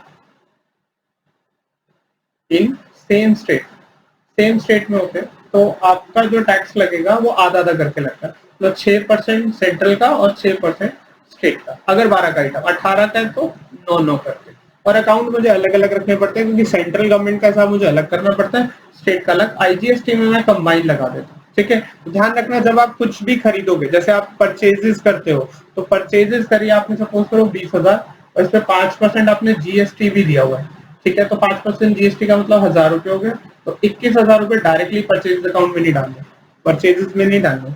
अब ये 500 का टैक्स अगर आपने इंटर स्टेट में, तो डायरेक्टली ये 1,000 रुपए, सॉरी 1,000 रुपए का जो टैक्स है डायरेक्टली आईजीएसटी अकाउंट में डाल देना। लेकिन अगर with in the state purchases है तो सेंट्रल में डालना है आधा 500 और यहाँ पर आपको डालना है 500, तो 500 करके डालेंगे। तो यहाँ पर आप एक चीज ध्यान रखना, जब परचेज करते हो कैश में आपकी एंट्री होती है परचेजेस अकाउंट डेबिट, और जो इनपुट आपने लिया है वो इनपुट आप बुक करते हो जीएसटी का, इनपुट सीजीएसटी अकाउंट, या फिर वो कौन सा अकाउंट होगा एसजीएसटी आधा आधा करके, या फिर कंबाइन होगा तो आईजीएसटी अकाउंट करके आप क्या करोगे डेबिट टू कैश अकाउंट। अब आपकी एंट्री ऐसे होती है, ठीक है, मतलब ये 2 बार लिखा जाता है। और अगर सेल्स कर रहे तो आपकी एंट्री होती है कैश अकाउंट डेबिट, तो जो सेल्स के पैसे होते हैं वो कैश ऐसे लिख लेते हैं सेल्स अकाउंट में, और जो जीएसटी के पैसे होते हैं वो जीएसटी अकाउंट में जाते हैं। अब जीएसटी कौन सा है वो आपको देखना पड़ेगा, जीएसटी अकाउंट। और ये कौन सा जीएसटी होता है, सेल वाले जीएसटी को हम आउटपुट जीएसटी बोलते हैं। तो ये मेरी लाइबिलिटी बन जाती है और ये मेरी एसेट बन जाती है। ध्यान रखना बैलेंस शीट में अगर आपको इनपुट टैक्स दिखाना है तो जनरली जब हम फाइनल अकाउंट्स बनाते हैं तो वहां पर तो हम क्या करते हैं इन दोनों को सेटअप करके लिख देते हैं बैलेंस शीट में। लेकिन अगर इनपुट बच रहा हो तो एसेट्स है, ये लेने होते हैं पैसे। परचेज पे टैक्स हम क्या करते हैं इनपुट बुक करते हैं, टैक्स हमें लेना होता है गवर्नमेंट से, और सेल्स पे हमें कस्टमर से कलेक्ट किया हुआ है इसलिए ये हमारे लिए क्या बन जाता है लाइबिलिटी बन जाती है और ये सेटअप हो जाता है, ठीक है। बट आप बेसिकली ध्यान रखना जब कैश बुक बनाओगे तो आप अलग अलग रखोगे, टैक्स के पैसे को मिक्स नहीं करोगे। तो एक क्वेश्चन करते हैं, क्वेश्चन नंबर 4 देखो। क्वेश्चन नंबर 4 में क्या है बच्चे देखो जरा। क्वेश्चन नंबर 4 की बात करूं तो मैं इसमें क्या कह रहा है, prepare cash book with bank and discount allowance Bhartiya Lucknow from the following transaction. Cash in hand आपको दिया हुआ 2,20,000 और इसमें बैंक का ना ओवरड्राफ्ट है। जब बैंक में ओवरड्राफ्ट होता है तो इसका मतलब होता है बैंक का बैलेंस आपका क्रेडिट है, डेबिट नहीं है। बैंक का बैलेंस क्या है, क्रेडिट है। तो कैश बुक यहाँ ट्रिपल कॉलम है, कोई पहला कॉलम किसका डेट का, फिर पर्टिकुलर्स, फिर एलएफ, फिर आ जाएगा आपका डिस्काउंट कैश बैंक। यहाँ पर वही same date particulars LF cash जो डिस्काउंट कैश एंड बैंक, ठीक है। तो यहाँ पर पहला कॉलम डेट डेबिट पर्टिकुलर्स और यह आ जाएगा एलएफ और यह आ जाएगा आपका डिस्काउंट कैश का और फिर बैंक का कॉलम। सेम ऐसे यहाँ date particulars LF discount cash and bank, ठीक है। तो सबसे पहले मैं बताऊं ओपनिंग बैलेंस कितना आपके पास कैश इन हैंड का 2018 अप्रैल 1, तो 2 बैलेंस बॉटम मेरे पास कैश का ओपनिंग बैलेंस कितना, बैलेंस बॉटम कैश का ओपनिंग बैलेंस है 2,20,000। ये मेरा कैश का ओपनिंग बैलेंस है 2,20,000। बैंक को मेरे पास ओवरड्राफ्ट है, बैंक को मेरे पास ओडी है, तो मैं यहाँ पर क्या लिखूंगा अप्रैल 1 बाय बैलेंस ब्रॉट डाउन। यहाँ बैलेंस ब्रॉट डाउन आ जाएगा मेरा, ठीक है। बैलेंस ब्रॉट डाउन कितना आएगा बाय, यहाँ लिख देता हूँ बाय बैलेंस ब्रॉट डाउन, ठीक है। कितना आ जाएगा मेरा बैंक का बैलेंस है बच्चे 60,000 क्रेडिट है। तो बैंक आप देखो क्वेश्चन में क्या लिखा हुआ bank overdraft, cache set bank जो है ओवरड्राफ्ट है। ओवरड्राफ्ट बोलो तो या फिर क्रेडिट बैलेंस बोलते हो, मतलब वो नेगेटिव। कैश में नेगेटिव पॉसिबल नहीं है बट बैंक में अप्रैल 3 को हमने डिपॉजिट किया है कैश, तो कॉन्ट्रा होगी। तो अप्रैल 3 को मैं क्या लिखूंगा टू कैश अकाउंट, मेरे बैंक में पैसे आ रहे हैं कॉन्ट्रा करके। कितने पैसे आ रहे हैं बच्चे, कॉन्ट्रा के नाम से मेरे पास आ रहे हैं 80,000 रुपये में बैंक में डिपॉजिट कर दूंगा। और यहाँ पर मैं लिखूंगा अप्रैल 3 ये आ जाएगा बाय किस नाम से, बाय बैंक अकाउंट। कितने 80,000 रुपये मेरे कैश में से कम करने, और ये कौन सी ट्रांजेक्शन है मेरी कॉन्ट्रा ट्रांजेक्शन है।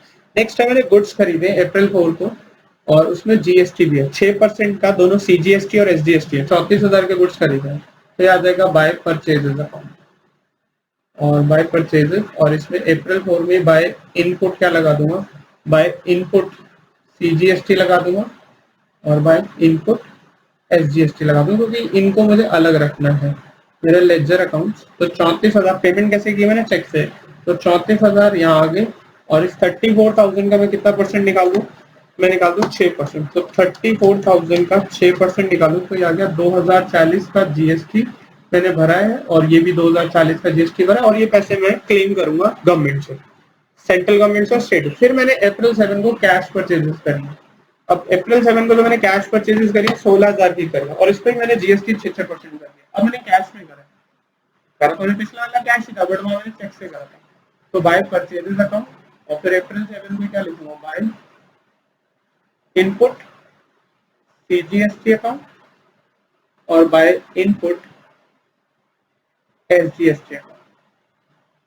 ठीक है, बाय इनपुट CGST मैं लिख इस तरीके रहा हूँ ताकि वो जगह स्पेस बनी रहे। तो यहाँ पर मेरे पास 16,000 याद आएंगे, ठीक है, और 16,000 का कितना परसेंट निकाल दो, 6%। तो 16,000 का 6% निकालो तो 960 मेरा यह आ जाएगा, 960 मेरा यह आ जाएगा।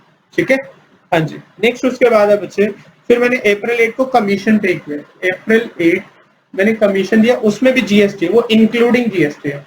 तो बाय कमीशन अकाउंट, ठीक है ना, सर्विसेज लिए मैंने, तो इसमें मेरे को इनपुट GST बुक करना है बाय इनपुट CGST अकाउंट और बाय इनपुट SGST अकाउंट। ठीक है, बट मुझे इस बार ना वैल्यू GST मिला के दी हुई है, ध्यान से देखो, वैल्यू मुझे जो दी हुई है वो GST मिला के दी हुई है, कितनी, 13,440 दी हुई है। अब एक फॉर्मूला होता है जिसको वैल्यू एक्सक्लूडिंग GST निकालिए। तो कैसे निकालोगे, value excluding GST, value excluding GST कैसे निकलती है, ये होती है वैल्यू इंक्लूडिंग GST, जितनी आपको इंक्लूडिंग GST दी हुई है वो इंटू 100 अपॉन में 100 प्लस इंटीग्रेटेड रेट, जो रेट ऑफ GST है, कौन सी वाली, इंटीग्रेटेड वाली, मतलब मिला के दोनों को मिक्स करके, मतलब कंबाइन रेट लेनी है, 6% जो है तो 12 लेनी है। ठीक है, और इंटीग्रेटेड रेट लेनी है। तो यहाँ पर मैंने कितनी पेमेंट करी है बच्चे, 13,440 करी है और इंटू रेट कितना है, इसमें रेट जो कमीशन पे करी है मैंने 6%, तो into 100 upon 100 plus 12, 13,440 into 100 upon 112। तो डिवाइड कर लो, 13,440 इंटू 100 डिवाइड 112। तो जो वैल्यू आ गई वो आ गई 12,000 रुपए वैल्यू आ गई, जो GST हटा के। तो अब मैं यहाँ पर वैल्यू अगर डालूं तो वैल्यू कितनी डलेगी, कमीशन की वैल्यू, पेमेंट कैसे है, कैश नहीं चेक है। तो यहाँ 12,000 तो कमीशन के पैसे जाएंगे और 12,000 का जो 6% निकाले तो 720 ये GST में जाए, GST अकाउंट में, GST के खाते में पैसे अलग रखने आपको। तो सीधा अभी तक हम ये सारे पैसे एक ही अकाउंट में ले रहे थे, अब परचेज GST के पैसे मुझे अलग रखने, बहुत ज्यादा कॉम्प्लिकेशन नहीं है, टैक्स को अलग अकाउंट में रखो। नेक्स्ट है withdraw from bank for private use. तो कॉन्ट्रा नहीं होगी, कॉन्ट्रा कब होती है, जब आप ऑफिस यूज, ये तो पैसे लेगे ना पर इसमें कैश इन हैंड थोड़ी बड़ा। कॉन्ट्रा तब होती है जब आपका कैश इन हैंड और कैश एट बैंक दोनों एक साथ इफेक्ट होते हैं। आप पैसे लाके आप अपने पास रख लो बिजनेस के पर्पज, ये तो आपने पर्सनल यूज में ले लिए, या कैश इन हैंड को तो कोई इफेक्ट ही नहीं पड़ेगा, कैश एट बैंक घट जाएगा। तो ये आ जाएगा आपका अप्रैल 9 को, तो ये आ जाएगा बाय किस नाम से, by drawings account. Personal use है तो किस अकाउंट में डालोगे, बाय ड्रॉइंग्स अकाउंट में डालोगे, और ड्रॉइंग्स अकाउंट में कितने लाएंगे, 2,500, ये अपने बैंक से निकाले इसलिए बैंक वालों में लिखो। फिर उसके बाद है receive from wave in full settlement, full settlement में मिले आपको office account 6,000, half of amount was deposit in bank. अब वेव की कोई ट्रांजैक्शन तो दी नहीं, तो हमें नहीं पता कितने थे, बट 6,000 मिले, ठीक है, और डिपॉजिट कर दिया बैंक इनटू सेम डे हमने डिपॉजिट कर दिया बैंक में। ध्यान रखना ये पैसा मैंने बैंक में डाला बट इसकी कॉन्ट्रा नहीं होगी, क्योंकि सेम डे कैश आया और मैंने जमा कर दिया।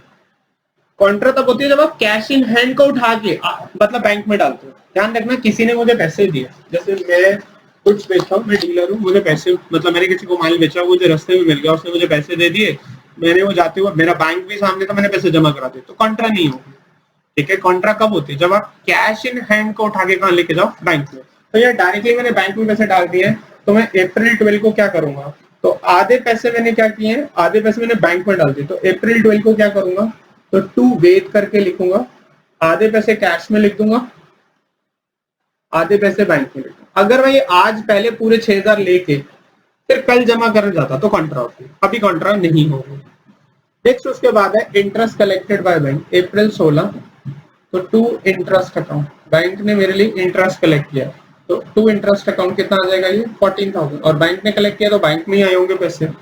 फिर है कैश सेल्स है इंक्लूडिंग जीएसटी मिला के है, 6% का जीएसटी मिला कर है, तो पहले मुझे वैल्यू पता होनी चाहिए सेल्स की, तो अप्रैल 20 तो मैं क्या लिखूंगा, टू सेल्स अकाउंट, और इसमें आ जाएगा टू आउटपुट सीजीएसटी अकाउंट अप्रैल 20 को, और टू आउटपुट एसजीएसटी अकाउंट।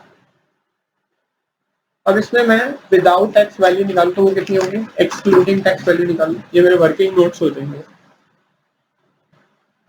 तो वर्किंग नोट्स में मेरी वैल्यू बनेगी, ये तो फर्स्ट होगी वैल्यू, फिर निकालूंगा एक्सक्लूडिंग जीएसटी, निकालूं कितनी होगी जीएसटी, और ये कौन सी ट्रांजेक्शन है, ये तो अप्रैल 4 वाली है, और ये अप्रैल 20 वाली ट्रांजेक्शन के लिए, ठीक है ना, डेट डाल देंगे। तो यहाँ पर आ जाएगा कितना, 47040 इंटू कितना आ जाएगा बच्चे, इंटू आ जाएगा आपका इंटू 12%, 12 दिया हुआ है, 6 प्लस 6 आ जाएगा ना 12, तो आ जाएगा 112, तो आ जाएगा 470 इंटू 40, और इसको डिवाइड करो, नहीं इंटू 100, सॉरी इंटू 100 अपॉन 100, तो वैल्यू एक्सक्लूडिंग जीएसटी हो जाएगी 47040 इंटू 100 डिवाइड बाय 112, तो ये कितना आ जाएगा, 42,000 आ गया, तो डायरेक्टली वैल्यू आ गई 42,000 आ गई, ठीक है, तो 42,000 मैं लिख दूंगा, यहाँ पर क्या आ जाएगा, तो ये 42,000, ये मैंने किससे बेचा, कैश बेचा, तो कैश बेचा है तो मैं कैश कॉलम में लिख देता हूँ, सेल्स में 42,000, यहाँ पर सेल्स के 42,000, और इनका 6% निकाल देता हूँ, 6%, तो 2520 ये मैंने कैश में लिखा, कैश ही बेची हमने इसलिए मैंने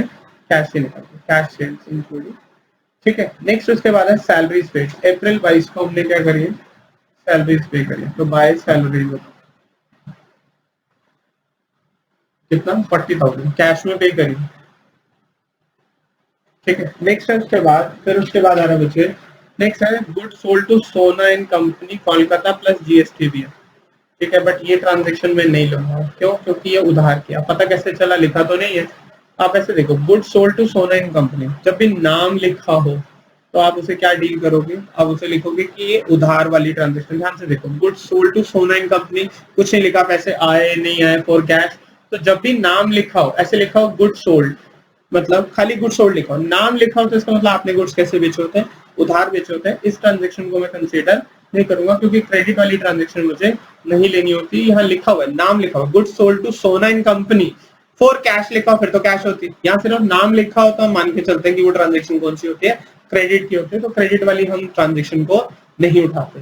नेक्स्ट है रिसीव चेक फ्रॉम सोना एंड कंपनी, देखो सोना एंड कंपनी का चेक भी आ गया, डिडक्शन डिस्काउंट काट के कितना 39,520, और डिस्काउंट कितना काटा उन्होंने 800 रुपए, तो जरा मैं 36,000 का पहले मैं 12% निकालू, कितना आएगा 36,000 इंटू 12%, तो सेल वैल्यू बन कितनी रही थी, अगर आप देखो सेल वैल्यू बन रही थी 40,320, इसमें से 800 का डिस्काउंट है, तो इसका मतलब है कितनी की होगी 39,520 की पेमेंट आ रही है, और ठीक है वो वैसे भी पता चल रहा है अप्रैल 23 को, फिर मैं लिख दूंगा टू किस नाम से, टू किस नाम से आ रहा है, टू सोना एंड कंपनी के नाम से, सोना एंड कंपनी, और मैं चेक, आप देखो चेक भी मैंने डिपॉजिट कब करा है, चेक मैंने डिपॉजिट करा 27 को, तो 23 को मैं कैश में लिखूंगा ना, कितना कैश में लिखूंगा 39,520, और डिस्काउंट में कितने लिखूंगा 800, और अप्रैल 27 को मैं क्या लिखूंगा, कॉन्ट्रा करूंगा, टू कैश अकाउंट कॉन्ट्रा, मैंने पैसे जमा कर दिए 39,520 मैंने क्या कर दिया, यहाँ जमा कर दिया बैंक में, और यहाँ पर क्या आ जाएगा अप्रैल 27, और ये आ जाएगा बाय किस नाम से, बाय बैंक अकाउंट, और ये मेरे पैसे कैश में से कम हो जाएंगे 39,520, तो ये मेरा हो गया जिसमें जीएसटी भी होता है। अब बैलेंस निकाल देते हैं, देखो इसमें यहाँ पर अगर हम बात करें इसका 800 आ रहा है, और इधर कुछ नहीं आ रहा। अब कैश की बात करते हैं, कैश का टोटल कर लेते हैं, कितना आ रहा है 2,20,000 प्लस कितना है, प्लस वो वेद वाले पैसे थे 3,000 प्लस 42,000, ठीक है ना, और प्लस 2520 प्लस 2520, ठीक है, और प्लस हो गया आपका कितना 39,520, 39,520, तो टोटल आ गया मेरा 3,09,560, 3,09,560। एक बार टोटल चेक कर लेते हैं, 220 प्लस कितना 3,000 और प्लस कितना है 42,000 प्लस 2,520 प्लस 2,520, ठीक है, और प्लस 39,520, टोटल आ गया 3,09,560। उधर देखिए टोटल कितना आ रहा है कैश में 80,000 और प्लस 16,000 और प्लस 960 प्लस 960, ठीक है, प्लस 40,000 प्लस 39,520। फाइनली उधर का टोटल आ गया 177,440। तो इसमें बैलेंस ईडी निकालू तो अप्रैल 30 को मेरा बैलेंस ईडी कितना आएगा, बाय बैलेंस ईडी जो क्लोजिंग बैलेंस आ रहा है ये आ जाएगा आपका 177,440, ये आ रहा है टोटल इधर का। तो इसको मैं माइनस करूँ तो कितना आएगा बच्चे, माइनस करूँ 309,560, तो मेरा बैलेंस शीट आ गया 1,32,120, 1,32,120 रुपए का मेरा बैलेंस आ गया। टोटल आ गया 309,560। इधर का टोटल करूँ तो यहाँ का टोटल कितना है, बैंक में देखता हूँ, बैंक में 80,000 प्लस 3,000 प्लस कितना प्लस 14,000 और प्लस 39,520, ठीक है, ये हो गया 1,36,520, ठीक है। फिर उसके बाद उधर का टोटल करूँ वो कितना है 60,000 प्लस 34,000, ठीक है, प्लस 2,040 प्लस 2,040, ठीक है ना, और प्लस 12,000 और प्लस 720 प्लस 720, ठीक है, और प्लस कितना हो गया, प्लस हो गया 2,500 और इधर का टोटल आ रहा है 1,14।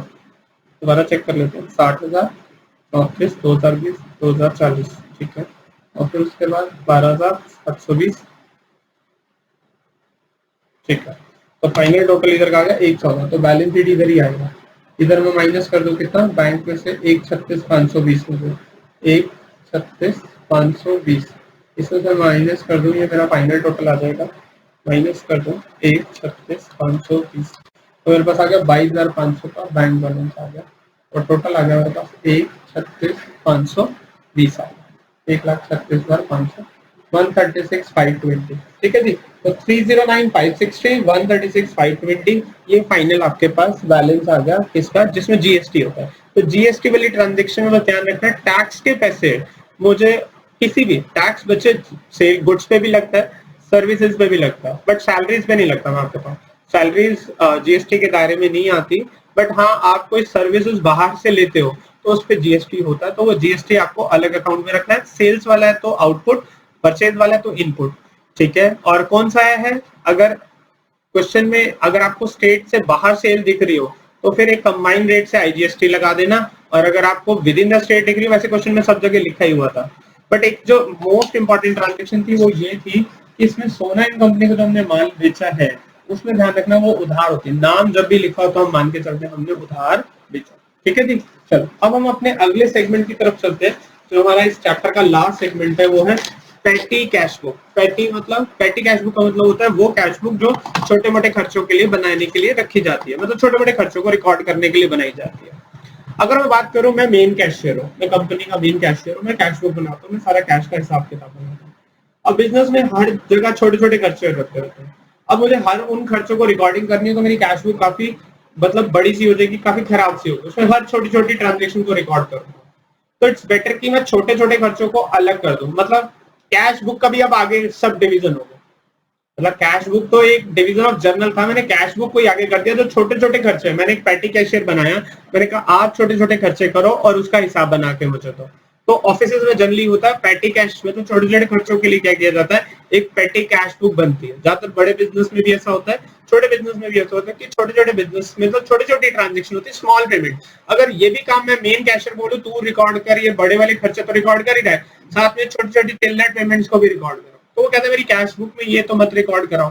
तो इसके लिए हम एक अलग कैश बुक जो डिजाइन की गई है जिसको बोलते हैं पैटी कैश बुक। और पैटी कैश बुक में जो सिस्टम होते हैं, जो कैश के सिस्टम होते हैं, उसको बोलते हैं, एक नॉर्मल सिस्टम बोलते हैं, एक को बोलते हैं इम्प्रेस सिस्टम। एक होता है नॉर्मल सिस्टम और एक हम नाम देते हैं इम्प्रेस सिस्टम। जो पैटी कैश का सिस्टम चलता है, जो पैटी कैश होता है वो पैटी कैश दो तरीके से मेंटेन होता है। वो होता है, एक तो होता है नॉर्मल सिस्टम और एक को बोलते हैं इम्प्रेस सिस्टम। नॉर्मल सिस्टम में क्या है, जैसे हमने पैटी कैशियर को दिए 10,000 रुपए की और हमें पता है ये पैसा हफ्ते भर में लगभग इतना खर्च हो जाता है, 8, 7, 6 इतने खर्च हो जाते हैं, ठीक है। फिर भी हम 2-3 हजार एक्स्ट्रा लेके चल रहे हैं। अब वो पैटी कैशियर ने मुझे पैटी कैश बुक जो बन रही, सपोज करो हफ्ते हफ्ते की बन रही, हफ्ते की बन सकती है, 15 दिन की बन सकती है, महीने की भी बन सकती है। जनरली मान लो हफ्ते हफ्ते की बन गई। एक हफ्ते बाद पैटी कैशियर मेरे पास आया, कहते 6,000 रुपए खर्च हो गए। मैंने कहा ठीक है, मैंने कहा आगे खर्च करो 6,000 के आगे, फिर ले आना, इस हफ्ते का हिसाब दे दिया। फिर उसके अगले फिर वो 4,000 जो बचे उसको खर्च करेगा, फिर उसका हिसाब लाएगा। इम्प्रेस सिस्टम का मतलब होता है कि आपके पास एक फिक्स्ड अमाउंट ऑफ कैश होता है, a fixed amount of cash is given to petty cashier, जो छोटे छोटे खर्चे रिकॉर्ड कर रहा है, छोटे खर्चों का हिसाब बना रहा है। पैटी कैशियर को एक फिक्स अमाउंट दिया जाता है at beginning of each period, beginning of each period, beginning of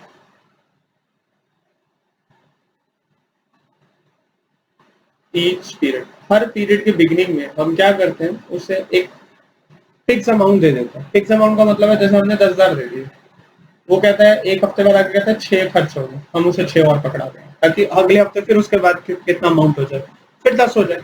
तो इंटरेस्ट का मतलब ही बच्चे ये है कि आपके पास जब हफ्ता स्टार्ट होगा, जब नेक्स्ट वीक स्टार्ट होगा, तो हर हफ्ते की स्टार्टिंग मतलब जो नेक्स्ट पीरियड स्टार्ट होगा उसमें आपके पास एक एग्जैक्ट एक टोटल अमाउंट जो डिसाइडेड है वो होगा। यहाँ पर हम क्या करेंगे, जब नेक्स्ट वीक की कैश बुक स्टार्ट होगी तो उसके बाद 4,000 ही होंगे, मतलब वो 10 से काम नहीं करेगा। यहाँ पर उसके बाद अगली बार उसे बोलते पहले 4 खत्म कर फिर आगे और पैसे देते हैं। यहाँ कहते जैसे ही हफ्ता खत्म हुआ 6, उसने अगर उसने 7 खर्च किए होते उसके बाद कितने बचते 3, तो हम उसको 7 और दे देंगे। अब हमारी अकाउंटिंग में इफेक्ट क्या पड़ता है, अगर मेरे पास क्वेश्चन में हम क्या करते हैं, बैलेंस ईडी को अगले महीने बैलेंस बीडी बना, ओपनिंग बैलेंस ब्रॉड फॉरवर्ड लेकर आते हैं। तो अगर क्वेश्चन में सिर्फ इतना लिखा हुआ है, मतलब क्वेश्चन में क्या लिखा हुआ है, क्वेश्चन में लिखा हुआ है कि नॉर्मल बैलेंस है, तो नॉर्मल बैलेंस में क्या होगा, मैं बैलेंस बीडी कितना बना दूंगा 4,000। लेकिन अगर इंटरेस्ट हुआ तो मुझे अगले महीने के लिए जब स्टार्टिंग करनी हो तो बैलेंस बीडी की एंट्री डालूंगा 4,000 की और 6,000 लेके भी दिखाऊंगा। तो इंटरेस्ट में मुझे वो उसका अगले पीरियड का जो बिगिनिंग पीरियड का अमाउंट होता है वो लमसम जो है, अगर वो शॉर्ट पड़ रहा है तो वो मुझे मेन कैशियर से लेके भी दिखाना होता है। तो इंप्रेस सिस्टम का मतलब होता है आपके पास एक लमसम अमाउंट है, एक फिक्स्ड अमाउंट है, वो हर हफ्ते की स्टार्टिंग में रहेगा। अगले हफ्ते उतना अमाउंट आपको और मिल जाएगा जितना आप खर्च करोगे। ठीक है, एक क्वेश्चन करते हैं हम लोग। आपके पास है क्वेश्चन नंबर 6। देखो क्वेश्चन नंबर 6 कौन सा आपका, ये पैटी कैश बुक है। देखो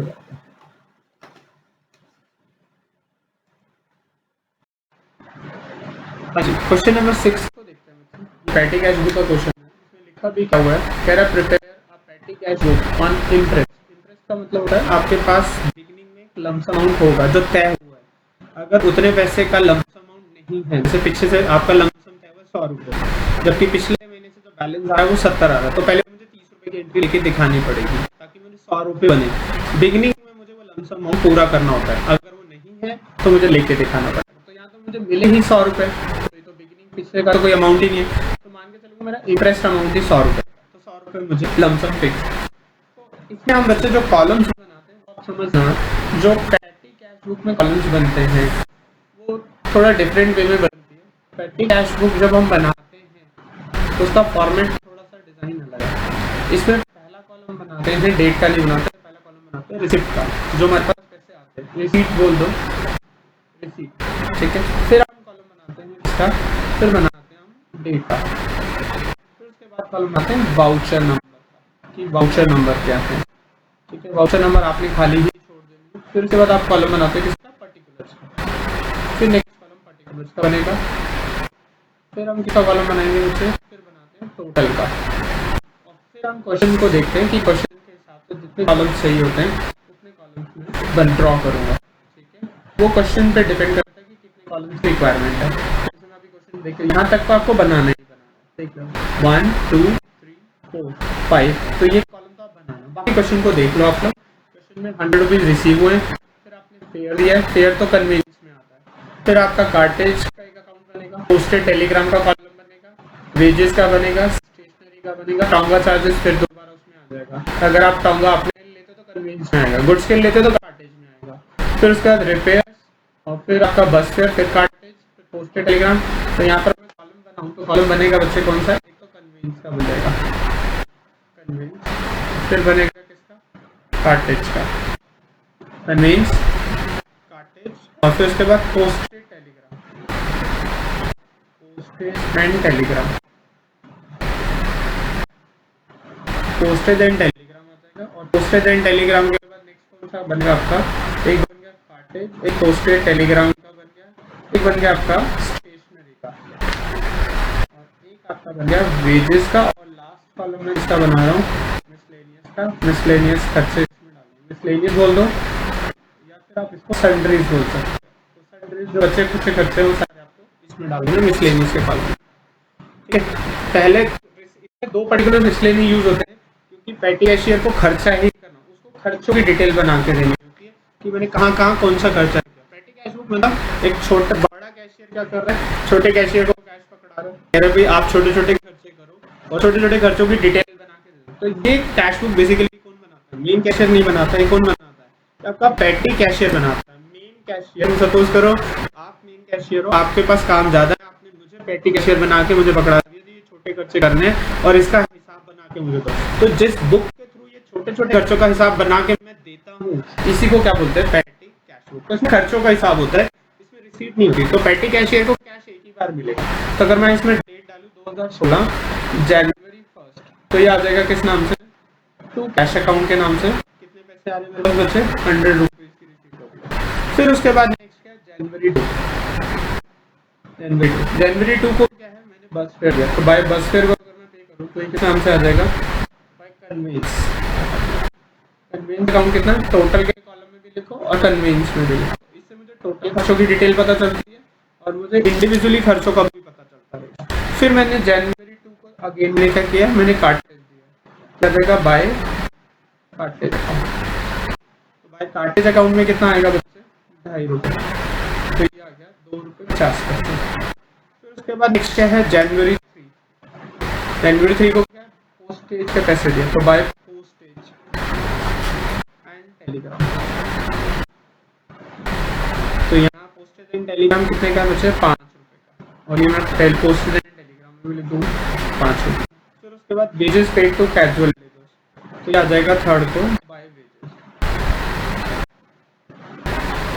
तो बाय वेजेस अकाउंट में कितना आ जाएगा, वेजेस में अगर बात करूँ तो मैंने वेजेस दिए 6 रुपये की, तो 6 रुपये वेजेस में डाल और यहाँ टोटल में भी लिख दो 6 रुपये। फिर उसके बाद मैंने क्या किया, स्टेशनरी के लिए पैसे दिए, तो 4th है बाय स्टेशनरी, बाय स्टेशनरी लिख रहा हूँ। तो आपको क्या करना है, टोटल के कॉलम में भी लिखना है और साथ साथ जो वो कॉलम है उसमें भी लिखना है। 4 रुपये आपके स्टेशनरी, मतलब इसको ना एनालिटिकल पेटी कैश बुक आप बोलते थे 11th में, अगर आप पढ़ते हो तो इसको एनालिटिकल बोलते हैं। तो हमारे पास एनालिटिकल ही बनानी है मुझे एग्जाम में। फिर उसके बाद नेक्स्ट क्या है, टोंगा चार्जेस। 4 तारीख को मैंने फिर क्या दिया, टोंगा। टोंगा मैंने अपने लिए लिया तो कन्वेंस, गुड के लिए लिया है तो कार्टेज। तो मैं मान के चल रहा हूँ अपने लिए लिया है तो बाय कन्वेंस। ठीक है, पुराने ज़माने में टोंगा लेते थे, आज भी अगर आप देखो तो कई जगहों पे टोंगा चलते हैं। तो आजकल तो बैटरी रिक्शा ज़्यादा चलने लग गए, ठीक है, तो टोंगा रिप्लेस हो गया। तो 2 रुपये यहाँ पर आ जाएगा, 2 रुपये इसको कन्वेंस में डालना। ठीक है, जो जहाँ का खर्चा मैंने वहाँ डाल, ठीक है। और फिर इसके बाद है, फिर मैंने रिपेयर्स के लिए पैसे दिए, तो ये आ जाएगा by repairs to chair, by repairs 4 chair. तो रिपेयर्स 4 चेयर में मैंने कितने पैसे खर्च किए, मैंने 15 रुपये खर्च किए। और ये रेगुलर खर्चा नहीं है इसलिए मैं इसको कहाँ ले जाऊँगा, अगर रिपेयर्स मेरी रूटीन खर्चा हो, रेगुलर मैं इसको पे करता रहता हूँ तो फिर मैं इसके कॉलम बनाऊँगा। अदरवाइज जिनकी फ्रीक्वेंसी नहीं होती तो यहाँ ले आऊँगा, इसके कॉलम में। फिर अगेन जनवरी 5 को मैंने क्या किया, मैंने बस फेयर दिया, तो बस फेयर को मैं कैसे लिखूँगा, मैं ही क्या होगा, तो बाय कन्वेंस, ठीक है ना। तो बाय कन्वेंस आ जाएगा, तो बाय कन्वेंस में कितना आएगा, बस फेयर में 1 रुपये, 1 रुपये, आपका 1 रुपये इसमें आ जाएगा।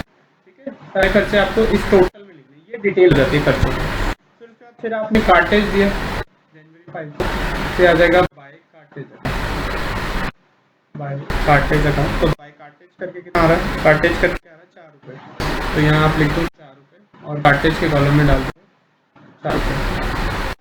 तो उसके बाद आपने पोस्टेज एंड टेलीग्राम दिया, तो बाय पोस्टेज एंड टेलीग्राम, तो फिर दोबारा से डाल दो आप किस नाम से, बाय पोस्टेज एंड टेलीग्राम, ठीक है, पोस्टेज एंड टेलीग्राम।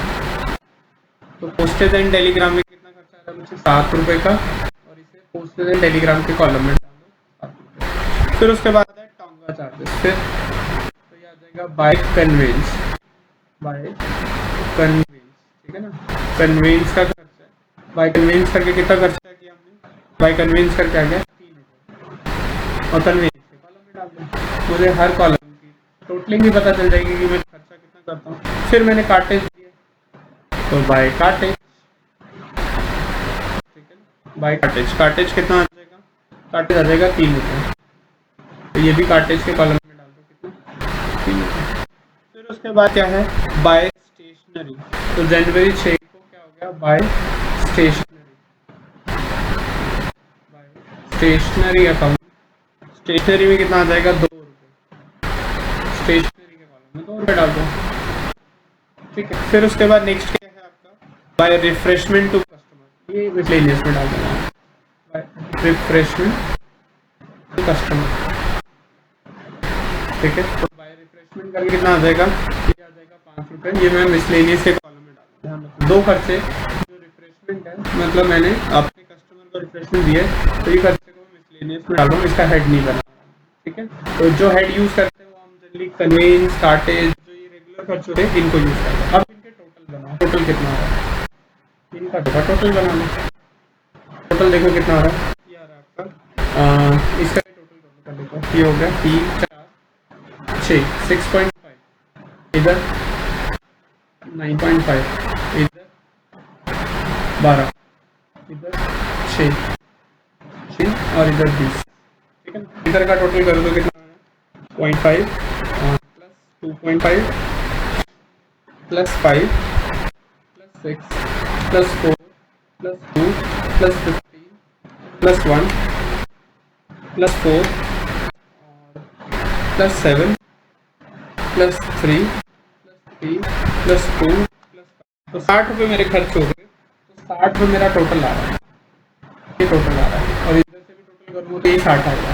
तो मेरे पास बैलेंस ईडी कितना बचा, अगर मैं बैलेंस ईडी की बात करूँ तो मेरा बैलेंस ईडी अगर यहाँ से देखूँ, यहाँ भी 100 है, यहाँ भी 100 है, तो बाय बैलेंस ईडी लिखूँगा, by balance ED closing balance लिखूँ, तो यहाँ मेरे पास बैलेंस कितना बच रहा है, अगर इसको हटा देता हूँ तो यहाँ पर मेरे पास बैलेंस बचा 40, और टोटल कर दो इधर से, टोटल इधर आ गया 100 रुपये और इधर आ गया 100 रुपये, तो आप दोनों तरफ कितना लिख दोगे, 100 रुपये लिख दोगे, ये टोटल आ जाएगा यहाँ। तो ये टोटल मैंने एक ही बेच रहा है इसलिए थोड़ा नीचे लिख रहा हूँ, ये 100 रुपये आपको दिखाने के लिए कि यहाँ जो बैलेंस बचेगा वो 40 रुपये बचेगा, मतलब पैटी कैशियर के हिसाब से आपके पास कितने बचे। तो जब अगले महीने जब पैटी कैश बुक बनेगी तो पैटी कैशियर फिर स्टार्ट करेगा, तो स्टार्ट करेगा तो वो कैसे लिखेगा बच्चों, वो लिखेगा पहला कॉलम वही रिसीप्ट का, फिर आपका डेट, फिर आपका वाउचर नंबर, पर्टिकुलर और आगे की टोटल्स लिखेगा, ठीक है ना।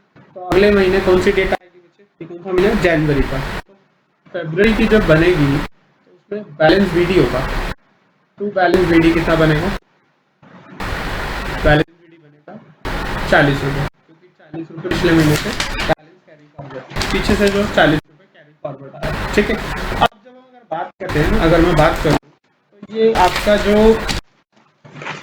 इंटरेस्ट पर है, तो उसका मतलब अगले महीने फेब 1 को मेन कैशर उसे कितने पैसे देगा, टू कैश करके, टू कैश अकाउंट, ये उसे देगा 60 रुपये, क्योंकि इंटरेस्ट है। अगर क्वेश्चन में ये बात ना लिखी होती पैटी कैश इंटरेस्ट पे है या नहीं है, तो मैं इस क्वेश्चन को यहीं छोड़ देता, यहीं पर ही खत्म कर देता। ये रिसीट का कॉलम, आपका डेट का कॉलम, और ये मैंने डेट यहाँ बनाई, और फिर उसके बाद वाउचर नंबर आगे पीछे कर दिया, पहले यहाँ पर डेट का आएगा, फिर वाउचर नंबर का आएगा, वाउचर नंबर, ठीक है। तो कोई बात नहीं, इसको इधर लिख देना। मैं आपको जो समझाना चाह रहा हूँ वो समझने की कोशिश करें कि 40 रुपये तो आपका ओपनिंग बैलेंस है, और अगर इंटरेस्ट ना होता तो मैं यहीं पर अपना आंसर खत्म कर देता, लेकिन इंटरेस्ट है तो मुझे बताना पड़ेगा कि अगले महीने क्या होगा। और अगर शुरुआत में भी अगर वो कहता है इंटरेस्ट है और शुरू में मेरे पास कितने होते हैं 40 रुपये होते हैं, तो यहाँ भी मैं 60 रुपये लेने की एंट्री बनाता। इंटरेस्ट का मतलब होता है पैटी कैश बुक अगर इंटरेस्ट पर हो तो आपका अमाउंट फिक्स्ड है, वो आपको मिलेगा उतना, और अगर उससे कम पड़ रहा हो तो गेन कैसे और उतने पैसे जो शॉर्ट पड़ रहे हैं वो आपको देगा ही देगा। ठीक है जी, कोई डाउट बचे? ये आपका कैश बुक का चैप्टर ओवर हो गया। रिमेनिंग क्वेश्चन जो बचे हैं 2-3 वो आप ट्राई कर लेना, वो हो जाएंगे, वो इजी क्वेश्चन। ठीक है बच्चे, उनके आंसर्स मैं आपको शेयर करूँगा।